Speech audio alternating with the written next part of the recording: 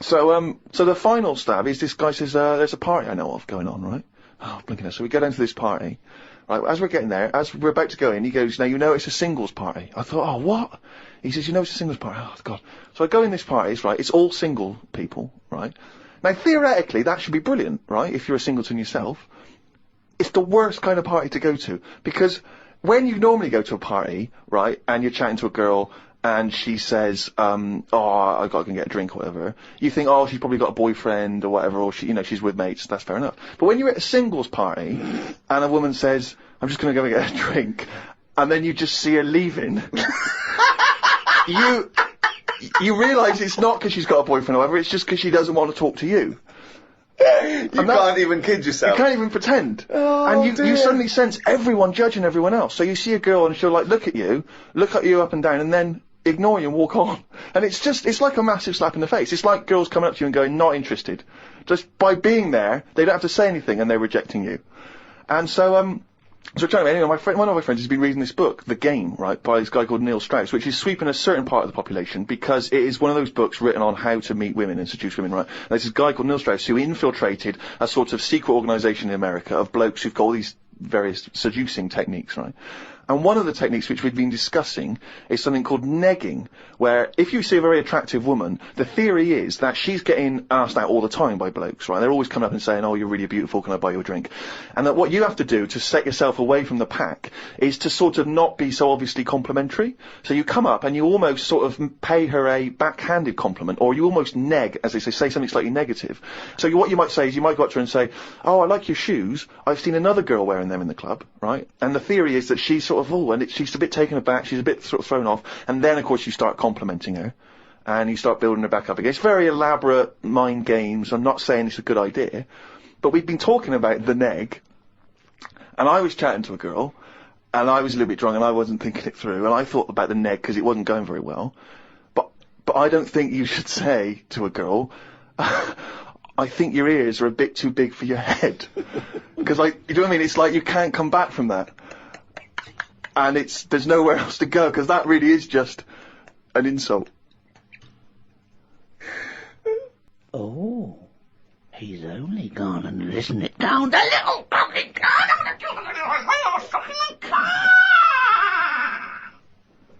That jingle, of course, signifying yet another reading from Karl Pilkington's diary. As always, packed with rich insight into the man's mind. Had a late night last night because I stayed up to watch a programme about monkeys. It's already good! Of course you did. It's already good! Now, before I read on, I mean, is this not some kind of monkey news? Is this not a late return to monkey news? Well, it's not that good. Is it not? Whereas the other monkey news is... Oh, chimpanzee, that's some more shit! This is what he says. This is what he gleaned from the programme about monkeys. It sat on a bridge and wanted stuff off people to walk over the bridge. What? So it was acting as some kind of toll booth, This is ridiculous. No, it was a bridge in like the jungle. Oh, shut the fuck up! And it's a monkey that sat on a bridge, and a lot of tourists go through the area. No, it's a monkey who realised that if he sits there, he'll get stuff because it look like it's a cute little chimp begging. No, but every time. Yeah, because you give a monkey, I'm as bad as him now. If you give a chimpanzee a banana, and he starts realising that humans have things to give. Yeah, but it's all Squirrels sorts of learn stuff. that. But you don't go, you wouldn't say, went to the park, there's squirrels waiting at the gate. You have to give them a toll to go in. They're only going to give them a nuts, they come up to you every time. You fucking idiot. Went to bed after watching it and fell asleep thinking about it on the bridge right now. It's a bit bad, really, because the monkey should work harder for its food. It made me remember the slug I saw yesterday that was eating bird poo. Nobody would ever help a slug with food like they do with ducks and monkeys. A slug's life is pretty bad. The only time they come out of their den is when it's raining. Den. So even their days out are depressing. It is. Do you know what I mean? No. It is like, it's a horrible thing to be in it. A slug. Let him talking about what is it like to be a slug. No, just because like the monkey, even though it was being quite aggressive, everyone was like, oh, give it some water, and it was well like kitted out. It had like, you know, chocolate bars, bottled water, some like, you know, fizzy stuff, and all that. An iPod, it was listening to Monkey News. He could have had one if he wanted one. It was getting away with murder on that bridge, and that's just because it was furry. Yeah, if that was like a blob, like a slug, there's no way people would be that friendly towards it. And it just annoys me how you get this pecking order for, like, no matter what creature you are, favouritism. And that slug was only eating that bird poo because it wasn't being offered stuff. If it was offered toffees or whatever. Well, it's just sad, isn't it? It's come to that. That's what its life has come to. Yeah, but it's not! As Mollusk was down on its fucking luck. He didn't live in a big country house, and his but wife it left is. it. The kids went, it started hitting the watching bottle. it, and I kind of thought, and look, they do only come out in the rain, and it's depressing, and it'll probably get killed in a bit, and that was its last meal. I just... Last meal! But it wouldn't prefer steak and chips, Carl. It doesn't have... It must like a leaf or, you know, at the end of the day, it's an insect. They love a leaf. It's not an insect! Well, it's part of that gang. It's part of that... No, it's part of They that... hang out together. They hang out together. Why do you think it's part of that Because gang? it knocks about in the woods in the same place as a spider does. But what I'm saying is they're eating boring stuff because that is what's It's in not their boring area. stuff to them. They're not. I have no opinion of it at all. They take in sustenance. No, but where you are is what you eat. When I'm in London, I'll have beans on toast for lunch. On holiday, what? Tapas? Go on, I'll have a bit. So it's whatever you eat, what's in that area. Suzanne went off to work and I went to the shop to buy some envelopes. The shop was empty, but the fellow behind the counter was on the phone and just kept talking even though he could see I was waiting. I started to count backwards from 20. When I got to 6, he hung up and served me. I won't use the shop again. Question, why count backwards from 20? So he's thinking, what's going to happen at 1? If I start counting from 1, he's going, well, let him carry on. What, out loud? So not really loud, but like more of a mouth action, so he could see who was doing it. You know, like Sorry, you just started miming counting backwards to a man in a shop. He's on the phone. The Yes. shop is empty. I Yes. thought he'd like me custom. He could have served me and stay on the phone. Even though I don't like that, at least he's still doing what you know he needs to do. I'd have said, working the sorry, shop. can I just get these, please? Yeah. Well, I stood there and I thought, it's annoying me now, my kidneys aching, and I started to get a bit of a sweat on. So I thought, right, I'm going to give him 20 seconds, and if he hasn't got off the phone, I'm leaving. And when I got to about 6, he served me. What's wrong with that? Again, You are giving one yourself... of the strangest people. It's just giving yourself a thing. I could have been stood there for Free. ages. He's one of the strangest people who's free to walk It's the about... streets. No, I set myself a little target, and I thought, I don't want to waste another 30 seconds in here, I'll give him 20. It worked. He served me at 6. But it didn't work. Yeah, but did he do it because you were doing that, or did he finish his phone call? I don't know, I was busy counting. Looked at what's been going on in the world. There was a human head attached to a seagull's body in a jar. Is that all it says? This is the sort of weird stuff that goes on behind surgery doors. I doubt it ever flew because the head would have been too heavy. Well, of course it wasn't. It didn't happen. It wasn't live. No, but they try this stuff, don't they? That's like that programme I watched with a Well, monkey. who has ever tried to put a human head on a seagull's body? They've done loads of stuff like that. It's part of us moving on, isn't it? What are you talking about? I'm not going to Carl? get into arguing about Well, science you're wrong. because it's all Don't behind talk closed doors. shit. How do you think we can change a heart now from another body? You have to try things out. It's trial and error. All sorts of weird stuff goes on in hospitals, but we let it happen because it's to help us out in the long run, isn't it? But what are they aiming towards when they're going to find out if you can put a head on a seagull's body? What is that? What are they want to learn, and how do they want to apply that knowledge? A new heart. It is obviously for a reason. It saves a life. Yeah, What is this to save money on transport? Instead of getting a bus pass, you go, can I put my head on the seagull's body? I go, well, it won't work. Well, try it. Yeah, but there is odd things like that. Like, I saw a fish the other day, right? And honestly, it's the weirdest thing. It was just like a blob with a face. Now, I would never have said, yeah, let that swim about. I'd have killed it from day dot. I would have gone, get rid of that. Oh, God! Under what circumstances would you have killed that from day dot? I'm just saying, looking at it, I'd say that does not work. And it looked sad. It looked like it didn't want to be about. Have you got her number?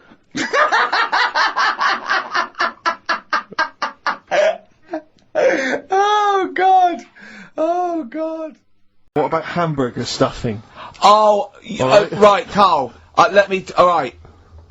In the mouth, you mean? Well, it says the record for stuffing the most regulation-sized hamburgers, including buns, in the mouth at one time is how many?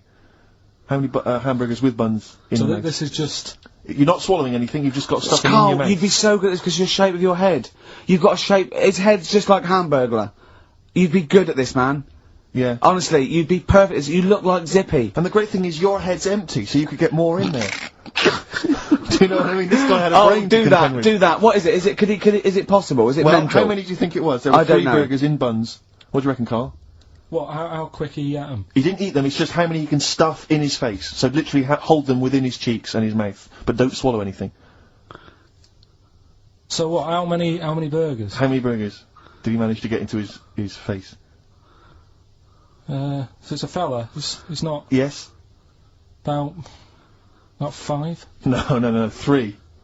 Is the 3? world record. 3 is How the world big record. are they, though? It just says regulation size. So we could go to McDonald's or Burger King and get just hamburgers, and that would count. just the regular burgers, and we'll just They stuff won't them count. in. We got to get Norris McWhirter. Well, we could practice it now, and then if you're triumphant, if Come you on, get 4 Carl. in there. I don't. You know, I've got a small throat and that. Well, you don't I have to used swallow choke them, that's a the lot. great thing. Yeah, but I don't like it. As a kid, I'm choking on stuff, and I get funny about it. Well, no, just keep your tongue at the back of your mouth, and we'll stuff the hamburgers in. No, I don't. Oh, come on! Do something! Carl, that is Dynamite Radio. Well, Steve will go and get the hamburgers. Have I got to pay for them? No, Carl, give us I'm the not money. paying for them. Oh, I've come just on! spent 25 quid in total on a video on a Guinness Book of Records. That's costing me another 4 quid. I'm not doing. No, I'm not doing it. Come No, I on, don't give us the wanna money. do that. You're It's coming back. too- no, I don't Andrew, wanna do it. oh, come on! I'm not doing it. Come on, do it. It's an interesting thing. Come on. You could be in the Guinness Book of Records, Carl. No, leave it. See if we can. Oh, please. Phone in if you want Carl No, to eat burgers. You don't have to swallow them. You can spit it all out. You can be sick on my leg after. Oh, come on. no, 'cause I don't like the stretching thing either. Don't stretch it. You It can will stretch. I'll be like the little bloody dog on the Winston Churchill ad. Don't swear. Well, I'm just saying, on though, air. I know, but we it's like- apologise to the radio authority. Carl is not only swearing, but he's refusing to do things we come up with. But the radio authority will be happy with me stuffing 3 burgers in my face. God, I'm not doing it. Yeah, we will. No, We'll go. leave it. Yeah, Well, I'm gonna go to- I'm gonna I'll go give to you a the money. Can we do Please songs of phrase or something? No, let's No, do right. Play record. Play record. You're gonna do it, Carl, or you're fired. No, actually, he wants that. No, you're gonna do it. Do it. Please do it. It'd be great. Honestly, please do it. What about Please. chicken McNuggets? Meet halfway. No, there's no record for Chicken McNuggets. Well. Mental. Steve, Hello. can you hear me? Yes, can you hear me? Yeah. Where are you? I'm in one of the capital's many burger joints. I'm just about to go up now and order some burgers. Where are you? What are you? Where are you in? I'm in McDonald's in Leicester Square. Oh, right. Okay. Yeah. What are you getting? Just Hello. get Hang on a sec. Yep. get Hello too there. I many. need to order 5 regular hamburgers, please. If that's all right. Sorry. 5 hamburgers. Yes. You're probably wondering why I'm ordering only 5 hamburgers, aren't you? And let me tell you why. My friend is going to try and break the world record for putting burgers into his fat, stupid face. What do you make of that? Exciting? Yeah. Do you wish him good luck? Yeah. What's your name? Kyle. Tyre? Yeah. Oh, thank you very much, Tyre. I'll try and get Tyre to wish you good luck in a minute, Carl. The coming short, though. Five should be enough. The world record is what? 3? 3, yeah. Okay, good. I don't know what. Oh, here we go. How much is that? 3.45. 3.45 for 5 hamburgers. It's good, isn't it? It's good value.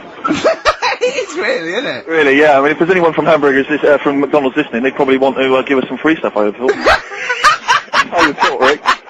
Would you just wish my friend good luck before you're just on the end of the line there? Just say good luck, Carl. Good luck. Alright then. There you are. That's the people from McDonald's wishing you good luck. Carl, I'll be back shortly with the burgers. Brilliant. Look, they can see it on webcam, can't they? They can see us stuffing these burgers into your mouth. And by the way, I'm filming this, Steve. Look, Brilliant. Look, I've got a camcorder. We'll put this on unseen footage on a DVD or something. Or maybe on the website. On the Oh, Carl, what if you break the record? Okay, Carl, I'm coming round now to just monitor this and adjudicate. What's the web? If people want to see this on the webcam, what is it? xfm.co.uk. Right, okay. Hold on. So- Oh, can I, Steve, I'm can not I do being that? funny. I'm not being funny, right? But I think I have got like a bit of a wheat thing, You've got a bit of a what? a wheat allergy Oh, thing. don't give me that! No, seriously, my head's. I've been eating a lot of shredded wheat recently, and my head's got a bit bigger. Carl, I don't think you can let us down now, mate. So you just got to put that first. No, one I can't put that like that in my mouth on its. I've got are to you break it talking up. about? I've got to break it You up. can't break it up. can't break it up. It doesn't say you can't on the rule thing. It does. It doesn't. I can't look. I physically can't. Try it. I can't look. I'd have to be Jay Goody to be able to do that. Seriously, look. Oh. Try it. Yeah, I know, but you're not approaching it right. That's it. Come on, go on! That's almost done. Keep going. God, he's not going to do one! Keep going. That's good work. Keep going. How does he get three? Keep pushing. Ease it in. Ease it in. Keep pushing. Get one in at least. Ease it Get in. one in at least. Get one in. Ease it in. Get one in. Push it. You were saying about putting it in whole, and I don't think that's the rule. Okay. It's like you get more in a suitcase if you put things in properly. So you don't just get all your clothes and chuck them in. So it's about, I reckon you've got to rip it up a bit. Okay, do that then. See how many you get in. You've got to get in 2. No, just one. No. Well, it's don't three. pack it in. What do you do? Pack your cheeks first. Honestly, Steve, my head is swelling a bit because I have got a wheat allergy. That'd be good then. There'd be more room. Right. Okay. Look, Carl is now just sticking it in his cheek. Yeah. Don't eat any. You can't swallow any. It's like a hamster. You've got to work it like a hamster. Yeah. Stick it in. Come on. Look at his face. He looks like Marlon Brando in The Godfather. Come on. Don't lose any yet. Right. Pack it in, then use your fingers to pack it in. Come That's on! it. Wedge it in. Like you're grating the bath. I can't do this either. Keep going.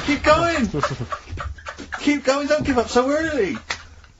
This is part of the problem. You just give up, Carl, too quickly. You failed again. It's like your history O level. Come on, Carl. Come on. Do something well. Succeed at something. Push it in. You've got nearly a half a burger there. Or I'll come round there.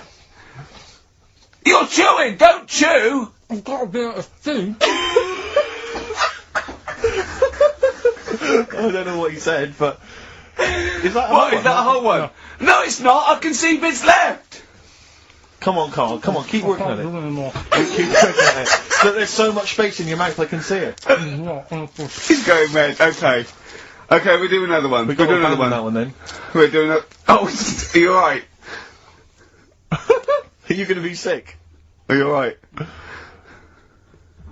Alright. Oh god, should we play a record? He's making my eyes water now. Oh.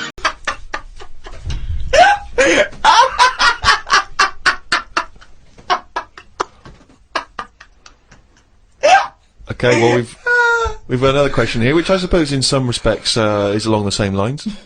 Do you believe in the notion that history is written by the victors, and consequently? Well, don't tell him what the upshot of that is. No, I was just saying, consequently, what does that mean? Yeah, sorry. And consequently, what does that mean for history, as we understand it? Just that stuff's written by the people who won it, type thing. Won what? Won whatever they did.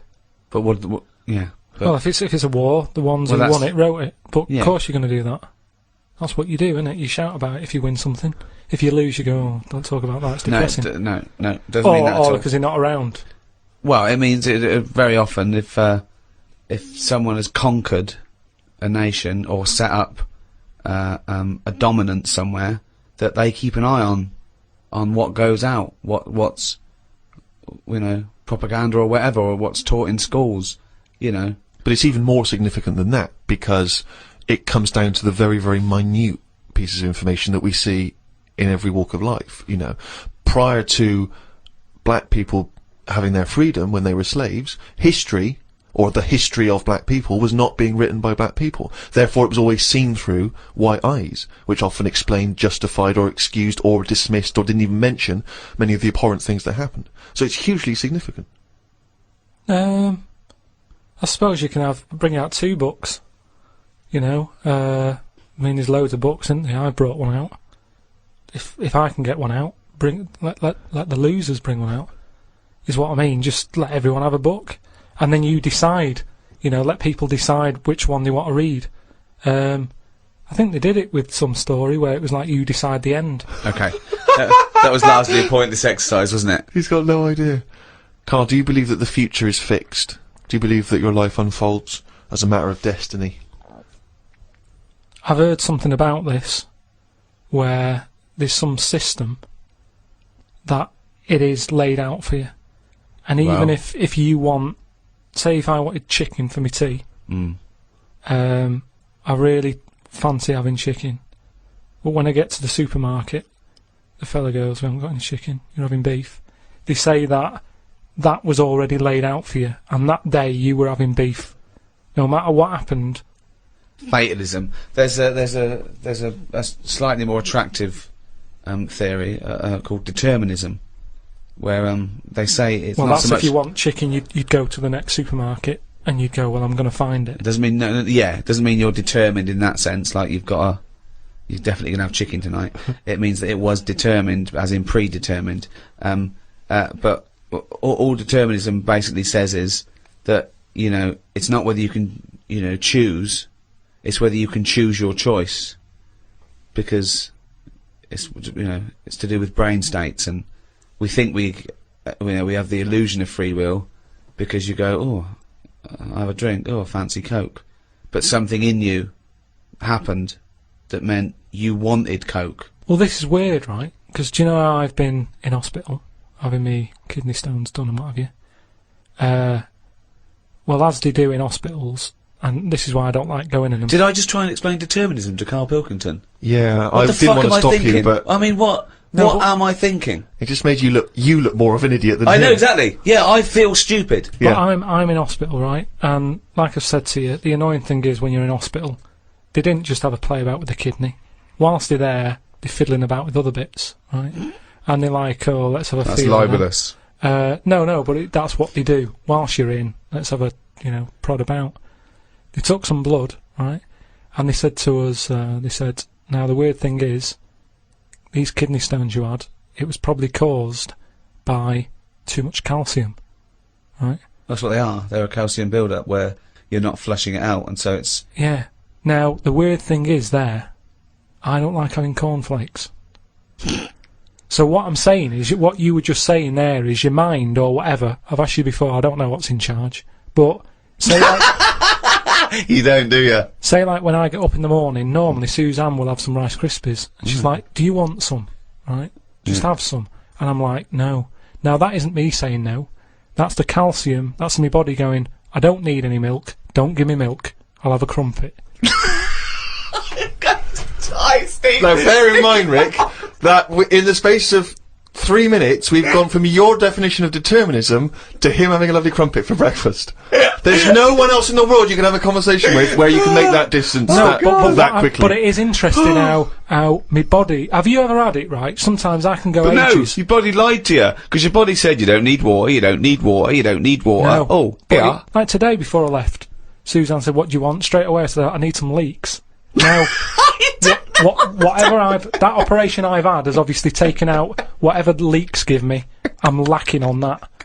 See, I think he probably has it more than the rest of us, because I think he uses his subconscious more than us. We think about stuff. He is like the leech that is going on chemical instinct. memory. Yeah. Oh, he's only gonna rain it down! That jingle there signifying, of course, once again, another reading from the Diary of Karl Pilkington. Now, of course, for those of you who have not been keeping abreast of Karl's medical complaints, just brings up to speed, Karl. You had to go into hospital this week because previously you'd had... I've been in treatment. and out, honestly. I've been in and out of that hospital just with kidney problems, really painful and what have you. And He had kidney stones, alright. No, but sorted. seriously. Monday. I had a bit of a lie-in today because I have to get up early for my operation tomorrow. Not only have I got to have tubes shoved up my knob, but I also have to get up at 5:50. Suzanne said I could have what I want for my last dinner. It's not your last dinner, you're going for an operation. Yeah, but you can't take things for granted these days. Oh, for I had shepherd's pie and peas. Suzanne made it from scratch. As nice as it was annoying. 'Cause making stuff from scratch means loads of pots, and it's my job to do the washing up. So much as the food was nice, there was loads of pans and that. People who get their last dinner on death row don't have to wash up. Got up at 5:55. You were supposed to be getting up at 5:50 on the other page. You were 5 minutes late getting up. He's often late. Often late. No, just because I needed to have water. Before 6 o'clock, they said, don't have anything after 6. We'll get up at 5:50 then, like you were planned to. Don't You take had 10 5 minutes minutes. sleeping. Doesn't take 10 minutes to have water, though, does it? Well, why'd you say 5:50 in the first time? Because then it tricks me head, doesn't it? Going, oh, I had an extra 5 minutes. Tricks me head. 'Cause then it tricks me head. It got to the hospital and had to wait in the waiting room. There was another 9 people in there waiting to be sorted. I got called in. They sat me on a bed and took all my details down. 5 minutes later, I'd been knocked out. I got woke up when they were ripping a pipe out of my throat. I felt more rough this time. The doctor came to see me and said he couldn't find a stone, so I must have passed it. I said, "Are you sure?" He said, "Yeah, we filled your kidney with water and expanded it, and there was no hiding place." I sat in the recovery room for an hour while they found me a bed. One of the fellows who was sat in the room with me this morning got wheeled in. They couldn't wake him up. All the nurses were laughing because he didn't want to wake up. I bet they were laughing at me when I was in the theatre. Someone told me they totally strip you when they're operating. I would have looked like the alien on the Boswell incident. Boswell! Boswell! It's quite a nice analogy if it weren't for the fact that you said Boswell. It's the Roswell incident.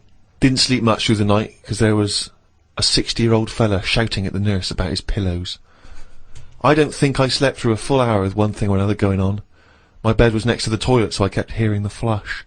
How do they sleep in hospitals, though? They wake you up to give you fucking sleeping pills and things, don't they? How do you sleep in there? It's always hot. It's always like 90 degrees. There's no air. Is that to make you drink water? I don't know what it is. There's no air. There was an old fella across from me who kept breaking wind. He didn't even try and cover it. He was just of that age where he didn't care. Just like, that's what I do. I'm in the hospital, leave me alone. What do you mean? Just, I don't know what was wrong with him. I talked to him because at first I felt sorry for him. I was a little bit like, you know, he's had no visitors. No one's calling him up, so I'll talk to him. But then he got that familiar with me that he'd just be doing it whilst I'm chatting to him. Just like he's my granddad or something. It's just like, oh, that's what he does. It's like, well, I'm ill as well. Stop doing that. Honestly, unbelievable. He didn't even try and cover it with a cough. It was just like, that's... With a cough! How would you cover it with a cough? Just non-stop. Got home and sat down. My pains are coming back, but the doctor said this would happen and that my insides are still in shock, so I need to take it easy. It's 9 o'clock. I'm in agony. I can't do the diary for the rest of the day. Jesus. So you may as well just tell us then what happened. Right, well, yeah, after that, went back in. Suzanne just got frustrated with me because I was rolling about on the floor and she was trying to watch Arthur, right? So that was on the other night. I thought it was when you lodger. So, and she said, look, if you're in pain, do something. She said, you know... You went and got a cold plate. Yeah. No, use an ashtray. Plates are for liver damage. She said, right, come on. Let's, I can't put up with this. It was like 2 o'clock in the morning. So we left the flat and what have you. Got in a taxi. He filled up on the way, which was annoying. He didn't. That is cheeky. That really, I mean, he could On the way to the hospital. So, because he's not an ambulance driver. Did you explain that to where you were going I to? was in that sort of thing where you just can't be bothered. Do you know what I mean? I was in a sweat and stuff. He came back with a scratch card and some barbecue. Briquettes, yeah. So anyway, he gets us there and he doesn't charge us, which is pretty decent of him. That's right, yeah. So I go in and there's like, I don't know if you've been in like A&E at like 2:30 in the morning. It's just depressing. Fluorescent light doesn't help because it makes everyone look iller than they actually are. So in there was a woman who was just sat there crying. She wasn't holding onto any part of her body. She was just sat there whinging. And when you're feeling bad, you've got that going on. So you just want to tell her to shut up.